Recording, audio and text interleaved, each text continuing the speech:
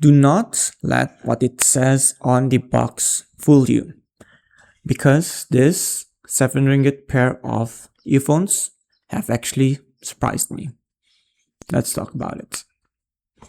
Oh, my name is Noel, by the way, and I review stuff sometimes. So, as you may have already noticed, this is the Inkax EP-35s, and like I said, they cost 7 ringgit, which is pretty cheap in my book.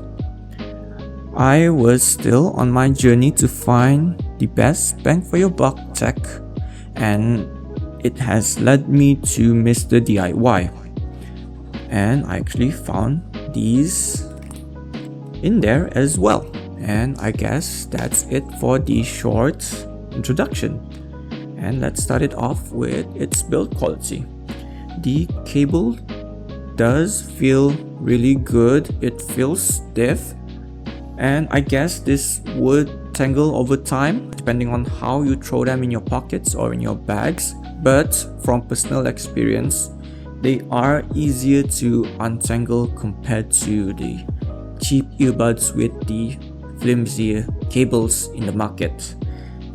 This does have a mic input as well, and also a remote control to answer your calls or to skip or repeat your music. What I personally like about this mic is its placement, where it's right where the two thinner cables split, because most of the time you will find the mic placed either on the right or on the left side of these thinner cables, and that would cause a slight weight imbalance when you do wear your earphones, and I personally don't really like that.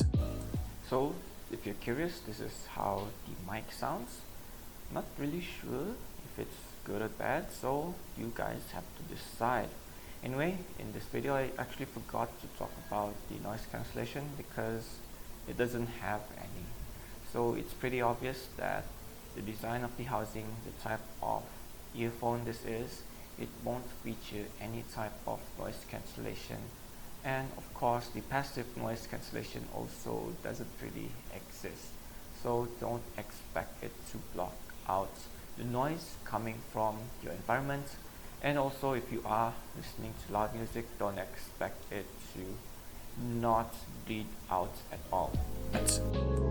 When it comes to the jack right here, it isn't gold plated, but honestly, gold plating doesn't do anything. Anyway, nothing really to write home about.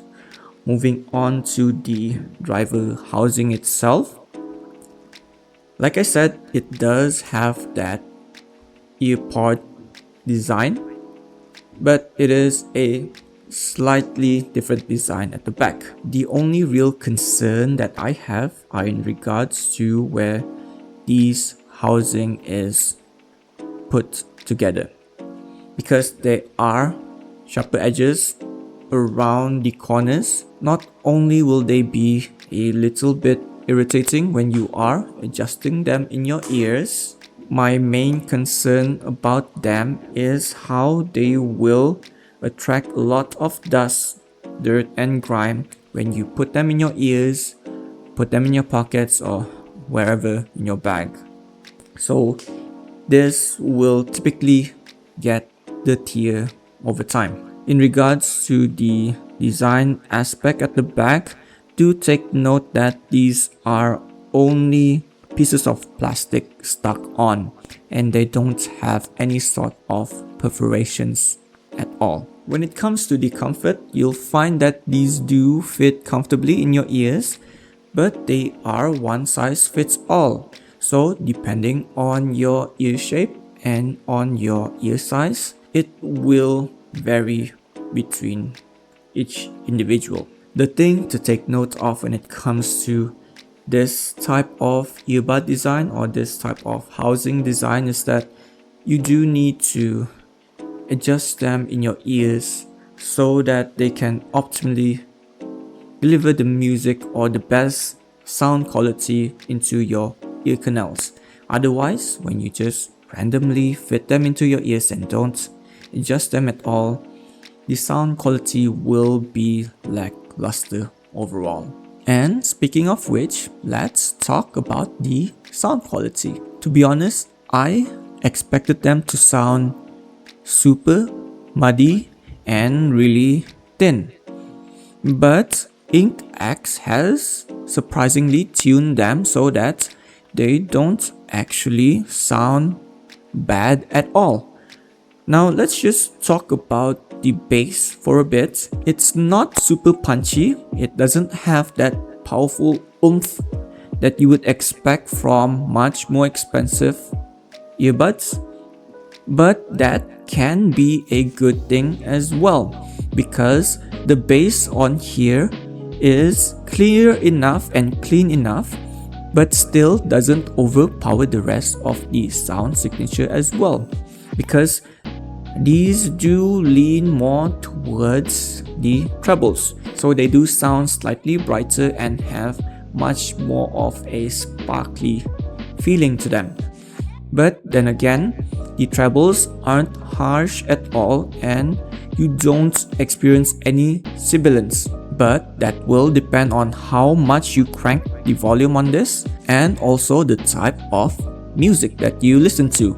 But overall, sibilance isn't the biggest issue on these earphones. At the end of the day, both the treble and the bass are clean and are clear enough that you would have a really good listening experience.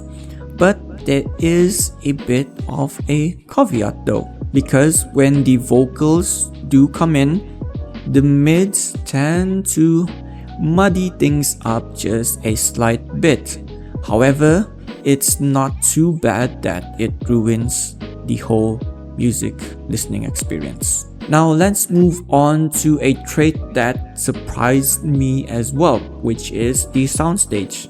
These are stereo, so you will be able to discern between the left and the right side of your music. And the Soundstage is quite wide and quite deep as well. You will be able to pinpoint certain directions that the instruments are coming from. So for example, if a guitar is from the front, you will be able to discern it that it's in the front. But remember when I said that the vocals and the mids do muddy things up a bit? It just pulls the Soundstage into and compresses it just a little bit, but overall it's not too bad, to be honest. So let's just take Joji's Gimme Love for example. There are a few parts of the songs that are affected by this effect. First part is the chorus. So if you've ever noticed, Joji loves to layer his vocals in his music. And if you haven't experienced a decent soundstage from any type of speakers or earbuds, all of that will just mix together, compress together into one voice.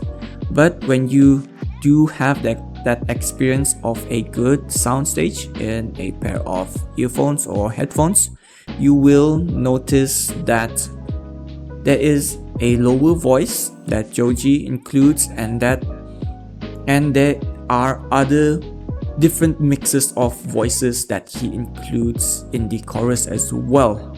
And with these, I have noticed that the lower voice is present, but for the rest of the vocals, I do notice that they are multiple voices, but it feels a bit more compressed on these as compared to more expensive pairs of headphones.